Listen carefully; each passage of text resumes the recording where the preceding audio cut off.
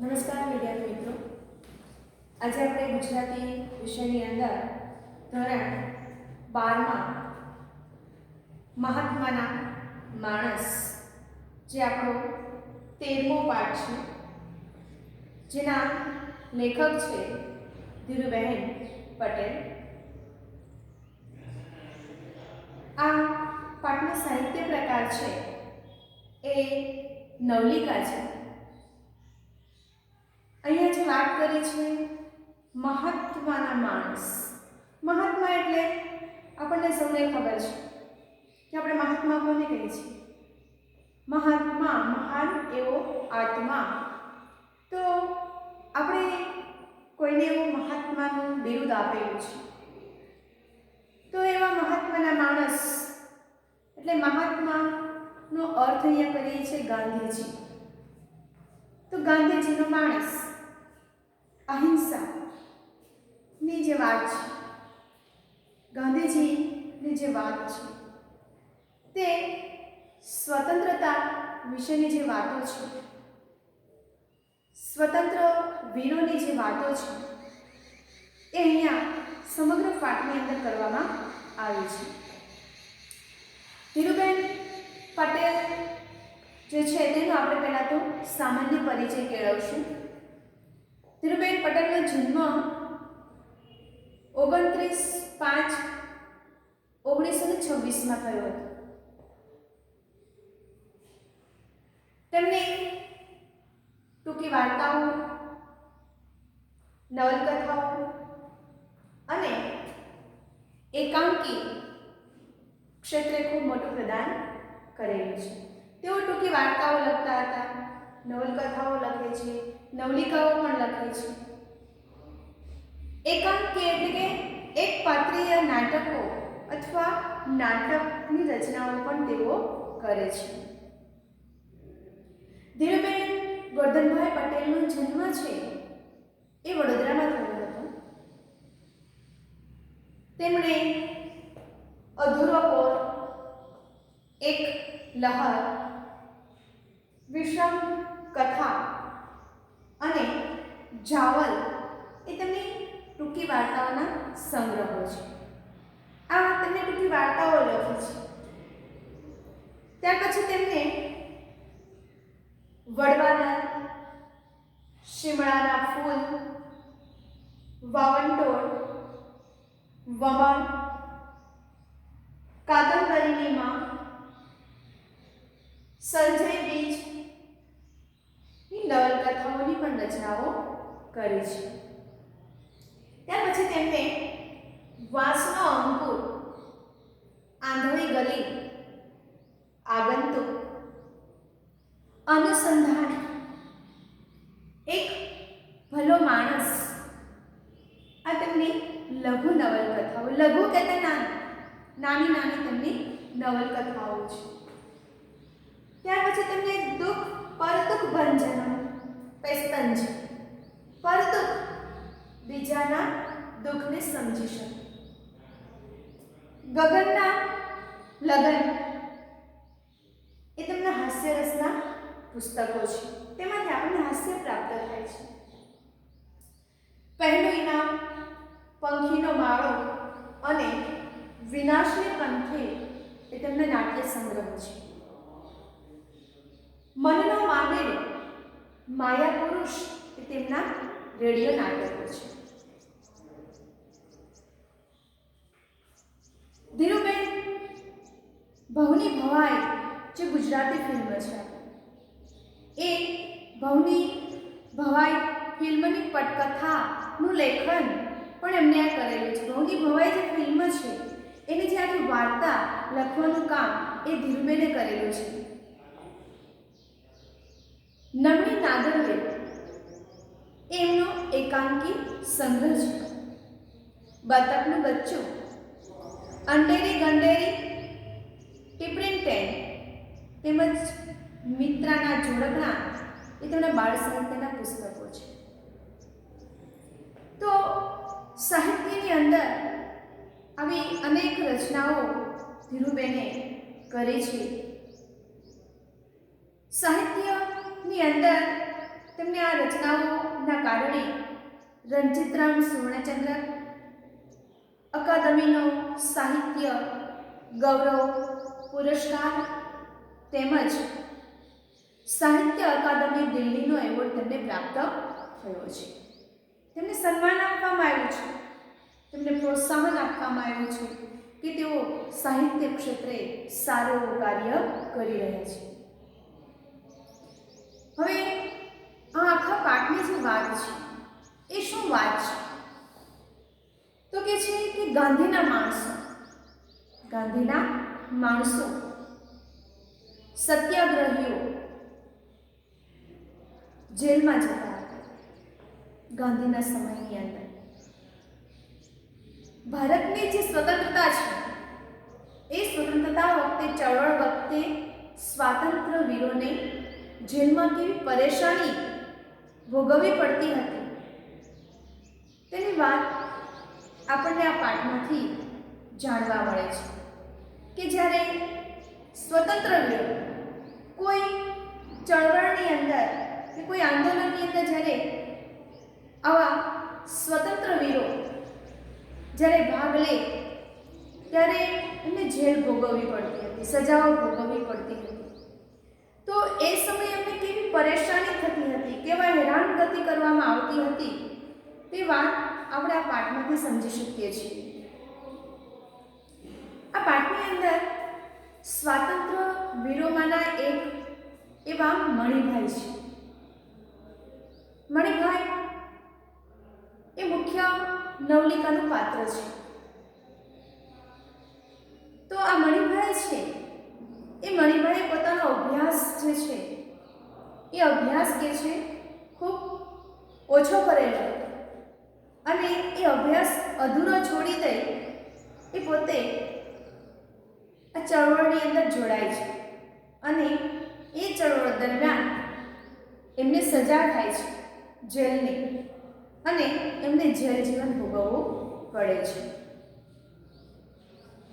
Jail વાસીઓ સાથીઓની સાથે સાચી શીખ સંગતે ખુદને પણ શંકા જગાવે તેવું પરિવર્તન મણિભાઈમાં થાય છે.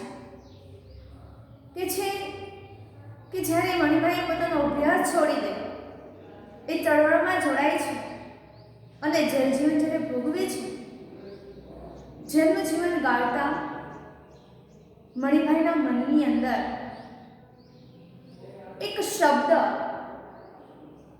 વારંવાર ગણનાય કરે છે. અડબોધ શબ્દ છે. અડબોધ શબ્દ જે છે એ શબ્દ વારંવાર કે છે એને સાંભળવા મળે છે. તો એ અડબોધ શબ્દ છે એમાંથી ધીમે જેલવાસીઓની સાથે રહીને ધીમે મણિભાઈની અંદર જે પરિવર્તન આવે છે એ પરિવર્તનની વાત કરી છે કે જવાબ અહિંસાથી આપવાની વાત. અહિંસા ગાંધીજી સરસ મજાની આપણને વાત કરતા, અહિંસાની વાતો કરતા.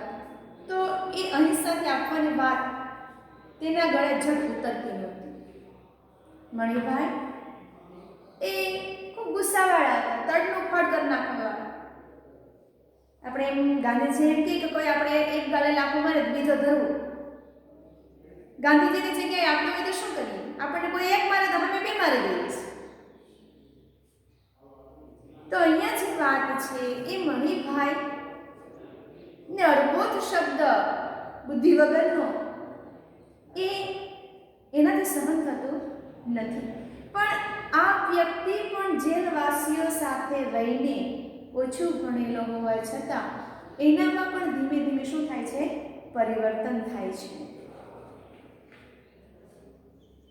કિંતુ જેલમાંથી છૂટીને ઘરે જતા પતિવ્રતા પત્ની હીરાને ખાદી વેશે જોતા ખૂબ નવાઈ લાગે છે. તો ધીમે એનામાં પરિવર્તન, ધીરે સમજાતા તેમનામાં પરિવર્તન આવે છે. ધીરે એમને આ બધી વાતો સમજાય છે જીવનની અંદર અને એ મણિભાઈના જીવનની અંદર ધીમું પરિવર્તન આવે છે. જેલમાંથી જ્યારે પોતે છૂટે છે અને જ્યારે પોતે પોતાના ઘરે જાય છે પાછા, ત્યારે મણિભાઈને તેમના પત્નીની પતિનિષ્ઠા જોઈને અચંબિત કરી મૂકે છે. નવાઈ લાગે છે તેમની પત્નીને જોઈને કે પતિવ્રતા પત્નીનો જે પહેરવેશ છે એ પહેલા કેવો હતો. મણિભાઈ જેલમાં ગયા નહોતા એ પહેલાનો એનો પહેરવેશ કેવો હતો અને મણિભાઈ જેલમાંથી આવ્યા પછીનો એમનો પહેરવેશ કેવો છે. તો જ્યારે મણિભાઈ જેલમાંથી ઘરે આવે છે ત્યારે તેમના પત્નીનો જે પહેરવેશ છે એ ખાદીના વસ્ત્રો હોય છે. ત્યારે પત્ની બહુ સરસ મજાના ટૂંકો ને ટચ જવાબ આપે છે કે જ્યાં તમે ત્યાં હું. પતિના પગલે પગલે ચાલવું એવી આપણી એક સામાજિક પરંપરા કહેવામાં આવે છે કે પત્નીએ પોતાના પતિના પગલે પગલે ચાલવું. તો અહીંયા પતિ જેલમાં છે તો એ પણ ત્યાં ખાદીના વસ્ત્રો પહેરે છે અને પોતાનું કામ જાતે કરે છે. તો અહીંયા પત્નીએ પણ પોતાના સુંદર વસ્ત્રોનો ત્યાગ કરો, અલંકારોનો ત્યાગ કર્યો અને એને ખાદીના વસ્ત્રો ધારણ કર્યા છે. પત્નીના એ શબ્દો સાંભળીને મણિભાઈ દંગ થઈ જાય છે, અચંબો પામે છે, નવાઈ લાગે છે કે આ ખરેખર મારી પત્ની છે કે કોઈ અન્ય છે. આ મારી પત્નીમાં આવું મોટું પરિવર્તન. આ નવલિકામાં લેખિકાએ મણિભાઈની ગાંધીનિષ્ઠા અને તેમના પત્નીની પતિનિષ્ઠાને દર્શાવવામાં આવે છે. આ વાર્તાની વિશેષતા આમાં જ છે. કૌટુંબિક વિટંબણાઓ, કુટુંબની અનેક મુશ્કેલીઓ સહન કરીને ભારત માતાની આઝાદી માટે તટસ્થ ભાવે લડતા મરતા સ્વાતંત્ર્ય વીરોની મણિભાઈના પાત્ર રૂપે અહીંયા આખી આપણને ઝાંખી કરાવવામાં આવે છે કે છે. જેલ જીવનની જે રાજકીય પરેશાની છે અને કુટુંબ જીવનની સામાજિક વિડંબણાઓ જે છે એ વચ્ચે સ્વસ્થ અને તટસ્થ રહી અને ભારત માતાની રક્ષા કેમ કરવી એ વિશે આ પાઠની અંદર ચર્ચાઓ કરવામાં આવી છે. હવે આપણે આખા પાઠને વિગતવાર સમજશું. આ તમને આખા પાઠનો ટૂંકમાં સારાંશ લીધો કે આ પાઠની અંદર શું ચર્ચા કરવામાં આવી છે, આ પાઠની અંદર શું સમજાવવામાં આવ્યું છે, શેના વિશે વાત કરવામાં આવી છે તે આપણે સમજ્યા. હવે પાઠ આપણે આખો વિગતવાર સમજશું. માફી માંગીને નથી છૂટો. મણિભાઈ જેલમાં એટલે કે છે કે હું કઈ માફી માંગીને છૂટો નથી. સરકારે જખ મારીને છોડ્યો છે. સરકારે જખ મારીને છોડ્યો છે. સરકારને છોડવો પડ્યો. મેં એની માફી માંગી નથી. સરકારને મજબૂર થઈને મને છોડી દેવો પડ્યો કે છે. મણિભાઈના મગજનો કેફ એના થાકેલા પગના પ્રત્યેક ડગલામાં નવું જોર પૂરતો હતો અને એટલે જ એ લાંબી ડાફે ગામના ધોળિયા રસ્તા પર નાના નાના ગોટા ઉડાડતો ચાલો જતો હતો. મણિભાઈનો મગજનો કેપ, મણિભાઈના મગજનો જે નશો છે, કેપ છે, એના થાકેલા પગના પ્રત્યેક ડગલામાં નવું જોર પૂરે છે, નવી તાકાત આપે છે. અને એટલે જ એ લાંબી ડાફે, લાંબી ડાફ, લાંબા ડગલા, ડાફ એટલે ડગલું, મોટા મોટા ડગલા. ગામનો ધૂળિયો રસ્તો છે, ગામની અંદર ધૂળિયો રસ્તો, સડક નથી, પાકા રસ્તા નથી. આ ધૂળિયા રસ્તા પર નાના નાના ગોટા ઉડાડતો, ધૂળની ડમરીઓ ઉડાડતો ચાલો જતો હતો. બાકી એના શરીરમાં તો રહ્યું તું શું? બાકી કે છે એના શરીરમાં શું રહ્યું હોય? આપણને સૌને ખબર છે કે જેલ હોય તો જેલમાં કેવું ખાવા પીવાનું. આ આપણે ઘણી એવી સ્વતંત્ર વીરોની ફિલ્મો જોઈએ છીએ કે જે જેલમાં છે એની પર કેવા અત્યાચાર ગુજારવામાં આવતા હતા. કામ કરાવે, જમવાનું આપે નહીં, ગમે એવું જમવાનું હોય, કાચું હોય, પાકું હોય, કાકરીવાળું હોય. તો હવે એ ખોરાકની અંદર શું તાકાત હોય કે હવે શરીરમાં કઈ શક્તિ રહી હોય કે છે? એ શરીરમાં સાવ નબળાઈ આવેલી છે. એટલે એના શરીરમાં કાંઈ તાકાત નહોતી. પણ ઘર જોતા પોતાના પરિવારને મળવાનું છે આ યાદ આવતા એક શરીરમાં તાકાત આવે છે, જોમ આવે છે, જુસ્સો આવે છે. વધારે ખેંચીશું તો એ ઠાઠી પર જ બહાર નીકળશે એવો ડર ન લાગ્યો હોત તો સરકારે એને હજી છોડ્યો ન હોત. કદાચ કે છે કે સરકારે એને જેલમાંથી શા માટે છોડ્યો? તો મણિભાઈનું શરીર એટલું બધું દુબળું પડી ગયું હતું કે જો કદાચ એને જેલમાંથી છોડી ન દે તો કદાચ જેલમાં તેની ઠાઠડીના નામી માણસ મરી જાય ત્યારે એને જે ઠાઠડી ઉપર સુવડાવવામાં આવે છે. તો જો કદાચ જેલમાંથી એને છોડ્યા ન હોત તો મણિભાઈની જેલમાંથી ઠાઠડી જ નીકળી હોત કે છે. એવો ડર લાગ્યો હશે માટે સરકારે એને જેલમાંથી છોડી દીધો હતો કે છે. હજી પણ જો સરકારને આ ડર ન લાગ્યો હોય કે મણિભાઈ મરી જશે, આવો જો ડર ન લાગ્યો હોય તો મણિભાઈને જેલમાંથી હજી છોડે નહીં અને સરકાર એની પાસે હજી ચક્કી પીસાવતો હોત, દવણા દળાવતો હોત, કામ કરાવતો હોત, દંડુકાના માર ખાતો હોત. દંડુક એટલે દંડો, લાકડી, પોલીસના માર ખાતો હોત કે છે.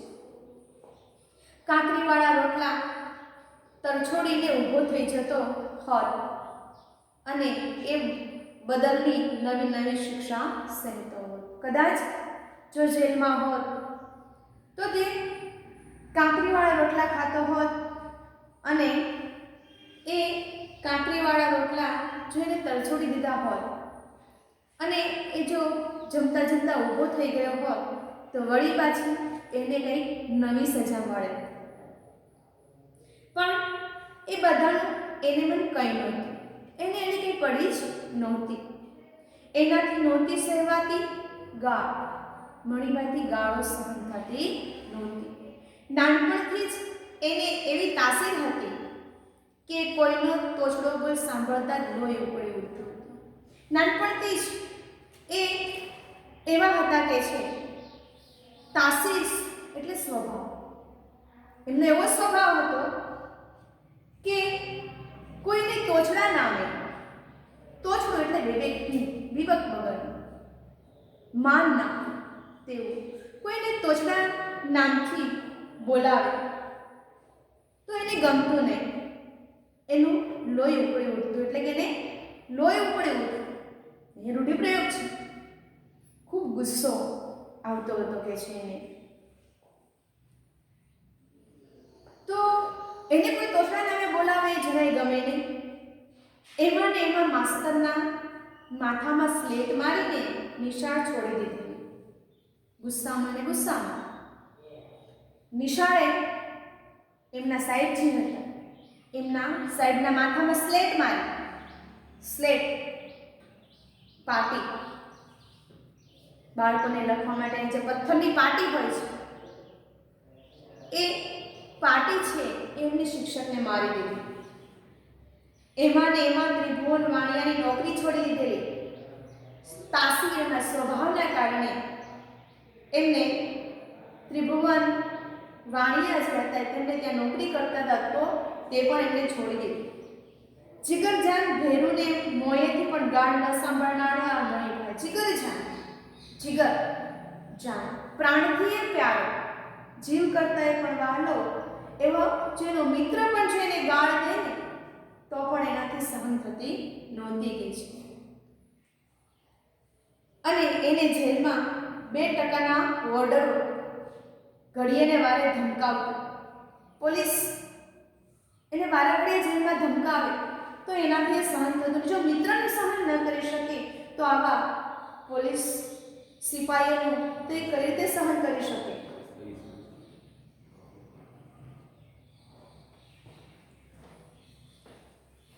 વારે વારે ધમકાવે. પાપડના પલકારા જેટલી જ નિયમિતતાથી ગાળ દેતા. મણિભાઈથી એનો સંવાદ.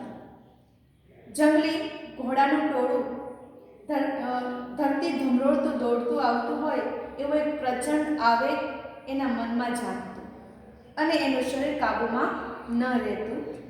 સત્યાગ્રહીની આચાર સંહિતાના ચિત્રા ઉડી જતા એવે વખતે સત્યાગ્રહીઓના આચાર સંહિતા આચરણ કરવું કે છે એને ચિત્રા ઉડી જતા હતા. અહીંયા સુધી